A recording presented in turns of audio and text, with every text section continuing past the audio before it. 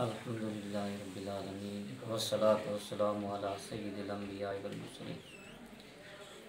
अल्हम्दुलिल्लाह, तंजीमुल मदारिस अहले सुन्नत पाकिस्तान की जानिब से यहाँ जामिअतुल मदीना फैज़ान मदीना हलवाल के अंदर एज़ ए नाज़िम मेरी यहाँ ड्यूटी लगाएगी।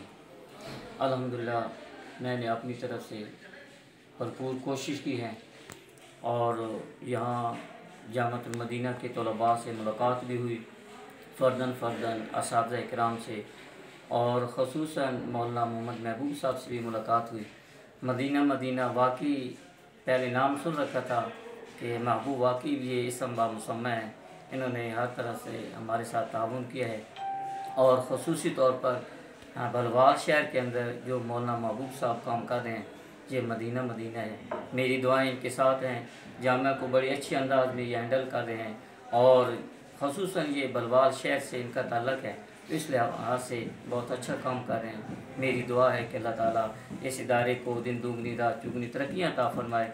और अमीर अहले सुन्नत साहब को भी ये मेरी आपकी बारगाह में दरख्वास्त है कि आप भी हमें अपनी दुआओं के अंदर याद रखें। वस्सलाम व रहमतुल्लाहि व बरकातहू।